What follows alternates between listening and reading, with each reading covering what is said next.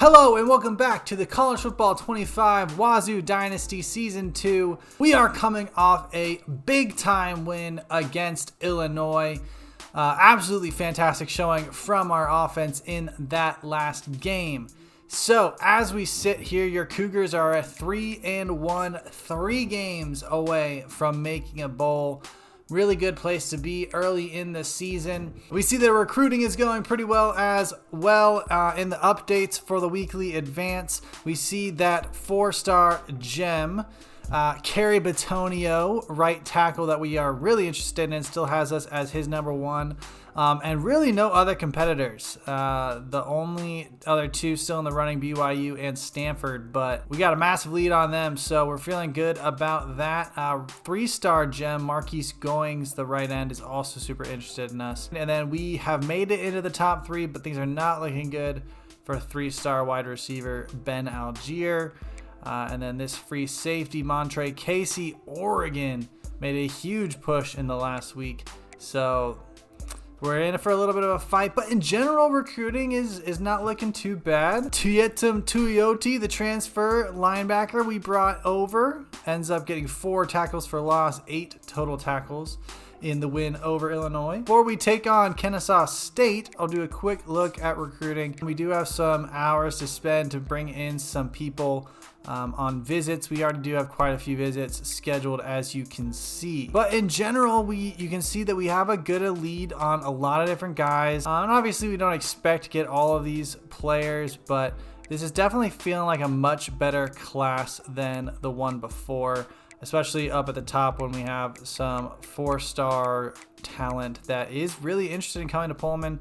Obviously, seeing things like this where Notre Dame is pushing up at us now is concerning.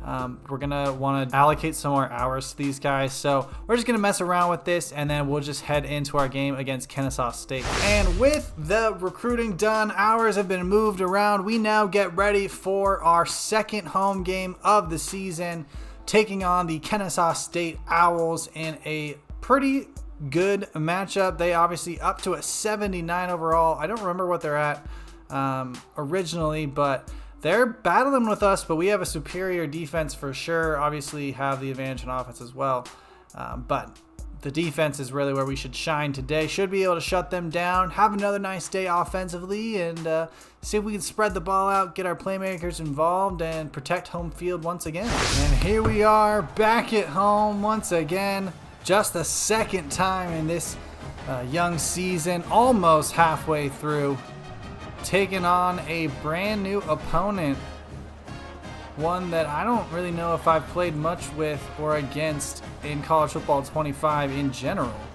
So this should be an exciting matchup. Where is Kennesaw State? Georgia. Okay, so they flew all the way up from Georgia just to take an L from the Cougars. They are highlighting the running back. Gotta be aware of him. We've been burned by running backs before. I'm thinking specifically of Hawaii.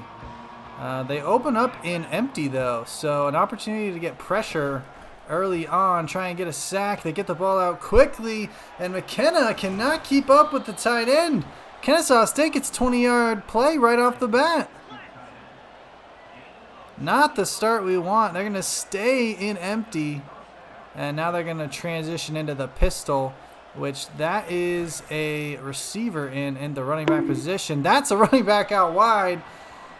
You don't want to mix those two up because that is what happens. The running back not ready for the pass. It bumps right off of his back. And the hurry-up's got us all messed up, but we're going to stick with it. They got a guy coming out wide. Quarterback throws it away. So they come up with a big play on their first play of the drive, but the defense holds them from there. We're going to start off on the ground with Leo Pulalasi. Some pressure up there, but he's able to get 4 yards out of it. Going to find our guy Shackelford underneath. He makes a man miss with a nice little juke move. Gets us up all the way to the 40. This time we're coming out with 2 running backs to the right of our quarterback Jackson Potter. But we are going to throw. Pressure gets in. I tried to get out to throw it away, but didn't have time. Oh my goodness. The pass rush was in there immediately. And that brings up 3rd and 18. That sucks.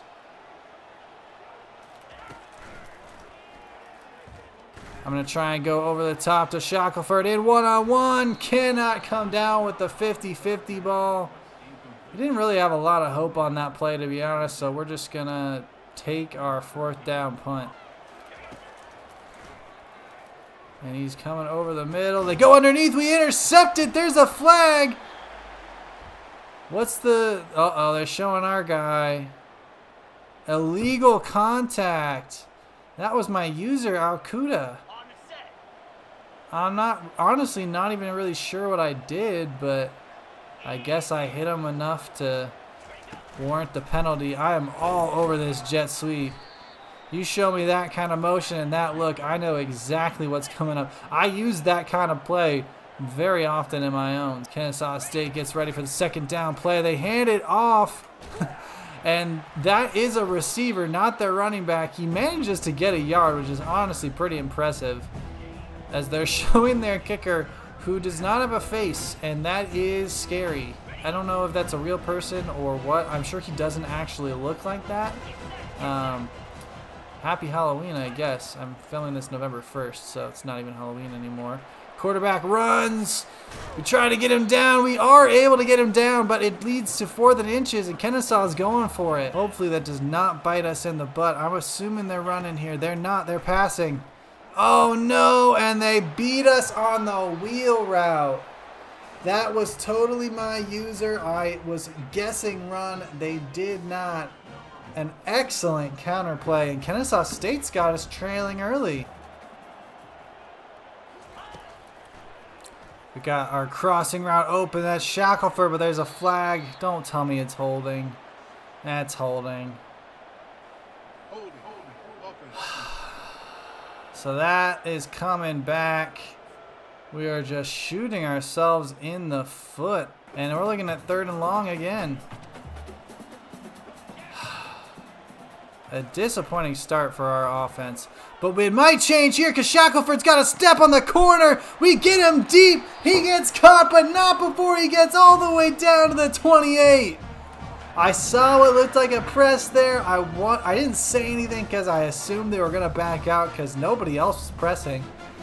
For some reason, they're going to try our speedster, and if you're going to give us that, our guys are going to win that 99% of the time. A huge play there on 3rd and long. Oh, they bring in a little bit of a blitz. Shackelford again. He beats his man again. On the wheel route this time. Trey Shackelford basically doing it himself this drive. I think we had a couple 2-yard runs in there. Even the play that got called back for the hold was a Trey Shackelford catch. So really, he did everything for us on this drive, single-handedly taking us down the field. Jackson Potter just finding the open guy. Okay, this is interesting. Look, they got guys out wide. I'm assuming it's RPO. It is. I got in the backfield, but once again, I don't finish. I'm so close to making all the right plays, and that's going to end the quarter. Defensively, I need to lock in. Just keep everything in front of you. Keep everything covered. They're going to go with another run all over it. I think that's McKenna with the tackle that time. Not sure. Yeah, that was McKenna. So Brad brings up 3rd and 9. Oh, I wasn't even ready for it. They go out wide. Chance at an interception for Warren Smith Jr., but he gets the deflection. An interception would have been nice because now they are set up with a field goal chance, but it's a deep one. This is from 55, and it's no good. He kicks it right. So the defense holds, forces a long field goal, and they come up empty. We might have a big play because we're going with a fake toss out wide, tight end. Honestly, I just needed a little bit more time. We might have had one of our other receivers breaking open, but the pressure was just getting in way too quickly. Going to go over the middle. Who else? Trey Shackelford continuing his dominant half. There we go. They're bringing pressure in. I think we have Shackelford. Oh no, the corner breaks on it. I didn't see that corner out wide. Oh, shoot. A big mistake there, and that is going to be a turnover when we were really driving well. And we are not going to be taking the lead. We're sitting here still even with Kennesaw State, and they do a little play action of their own. Their running back breaks the tackle. Uh-oh, and I miss it. Oh my gosh. This is turning disastrous for us. There we go. Excellent defense, and we finally get somebody in. Tuioti making the play. Pac-12 Player of the Week last week, stepping up, trying to do it again. 3rd and 16 now. We just got to hold them. That's fine. You take that. Gave up quite a few. Oh, they're going for it. Okay. So last time we were in this situation, they threw it when we were expecting run. I'm expecting pass now, and they're going to run, of course. And we're all over that. We get the stop. They go with an outside run, and we are all over them. Cougar football. We're still tied. And here we go. A nice hole for Schlembecker up the middle. And he gets up to the 34. A 20-yard gain for Javenski Schlembecker.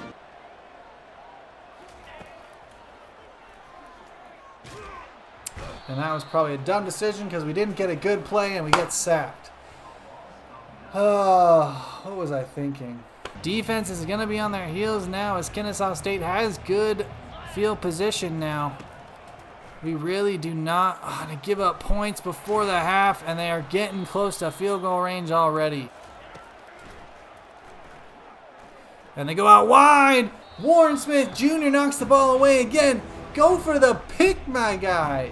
Gotta hold him out of field goal range. Gotta stop him from getting a first. This is a big play. They go right over the middle. Knock it free. Excellent job. I gotta look at the replay to see who that was. Hester. Jacoby Hester. Look at this play he makes. Lays the boom on the receiver. What a job. The ball comes in. It's fit into a very tight window, and Jacoby Hester pops that ball out there. So a boring first half, 7-7. It went by quickly. Not a whole lot happening, especially on the run game for us. So just like we said, starting off this drive on the ground with a bit of a stretch play. Leo in space. Can't get past the one man, but that's a nice 8-yard gain. I like that. We want to do more of that. They're bunching so much in the middle. Maybe going outside is the way to go. With Leo. Oh, nice. If I had taken a bit of a better angle, that could have been a better run. But that's not bad. But now we're going to try and catch him out here. We're not going to run. We are going to try and hit him with a pass. I think we got Shackelford deep as well again. Trey Shackelford. Oh my goodness. If we got one thing, we got number 3. Trey Shackelford has been all over the field today. Heck of a game. Carlos Hernandez was the guy last time. This time, it's Mr. Trey Shackelford. Kennesaw State just has no answer for this guy. I wish the rest of our offense was working as well as just hucking the ball up to number 3 is working. All right, defense out on the field again. Done a pretty good job. You know, we've given up some yards, but have not allowed them to come away with points. An excellent coverage there. Again, not getting any pressure. They go RPO. Very quick. So now I get on the D-line. The computers recognizes it, and now they start throwing all these quick passes. What's going on? I'm not letting them get us. Oh, we're all over that. All over that. Excellent defense. That leads to another long field goal attempt. This guy already missed one from this distance. Let's see what he does this time. Try and bring pressure. It looks like he missed it again. He did. He has pushed both of his long field goals right. And we somehow How? Have still only given up 7 points. I like the look out wide. We just need to get Leo going. Here we go. Pin pull toss. Here we go. Just hold the blocks just a little bit longer. Not the best, but that's okay. He gets us 8. Nice. A very nice start. Go over the middle. Nice job. Who else? Trey Shackelford. We stayed patient. We kept on moving. And it paid off for us. Just need to win this rep here. Just need to win this rep. We do not win this rep. Nobody blocks the safety that was in there. Coach wants us to go for it. You know what? Why not? I don't think we can make a field goal from this distance. We might as well go. We're just going to let this hit the end of the quarter. Holy crap. Terrible offense being played right now. There we go. We got Leo. Oh, we don't get it. Just, I don't know what is wrong with me today. I'm playing so bad. There we go. There's the pressure. Tuioti is the only guy that's getting pressure today. Oh my goodness. Somebody at least is stepping up. Tietam Tuioti. I don't even know if I'm pronouncing your name correctly, but I'm taking over you because you're the only guy doing anything. There we go again. Boom. Tuioti, third sack of the game. Let's go. Going back into a coverage shell. I was expecting a screen or something. We took away all the blockers. He's got no chance of getting that first. Here we go. Come on now. Here we go. Out wide. Shackelford. Nice block from Carlos. Gets us near the first. Trey Shackelford's 10th catch of the game. They bring in a blitz. We find our guy Carlos. He's going to score. Finally, somebody other than Trey Shackelford steps up, and it is our number 1 wide receiver, Carlos Hernandez. Wide receiver 2 was the star of the game. All game, that drive, it was number 1 or number 8. Whatever. I'm confusing myself. Frustrating game. This has been a way too difficult game. Bad reads, bad calls by me, bad offense. We finally are starting to get some things cooking. Jackson's getting near 300 yards. And we finally hit 21 points. We need somebody else besides Tuioti now. Come on, Troy Elder, what can you do? Power rush, swim move, nothing. Running back is wide open on that little shark route. Come on, defense. Don't let them score another point. Do not let them score another point.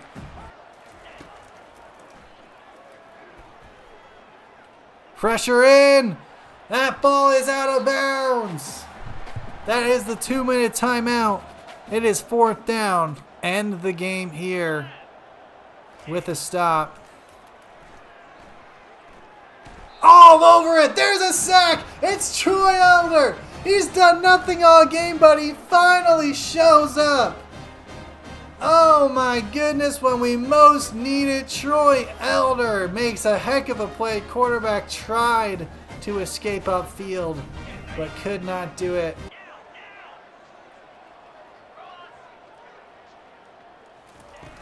Here we go, out wide, Schlembecker, he's got a lot of space. Makes a man miss, stays in bounds, forces them to call another timeout.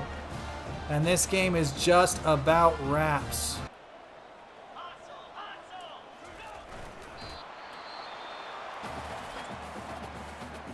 Wait, what just happened? What just happened?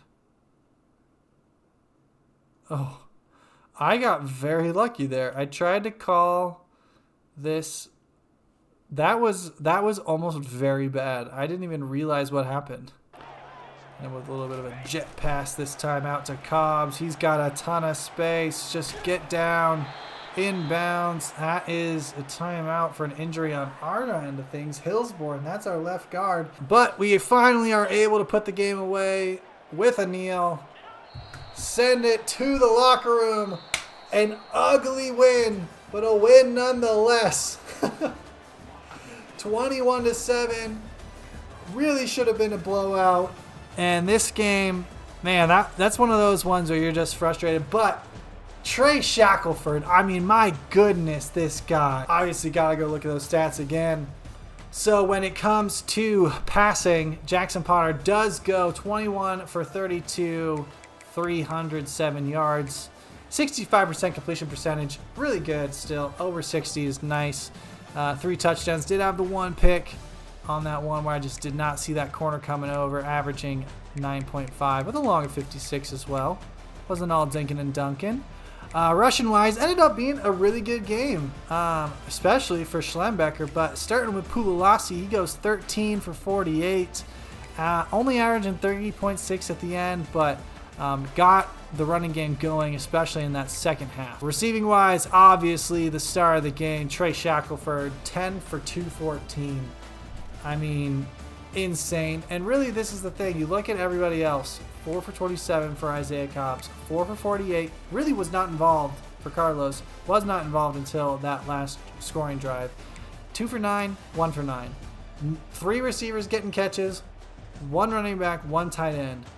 Nobody else contributing. Nobody else getting involved. Defensive-wise, Warren Smith Jr., heck of a game. Xavier Squires, the safety, leads us with total tackles. Tuioti, he is well on his way to another Player of the Week.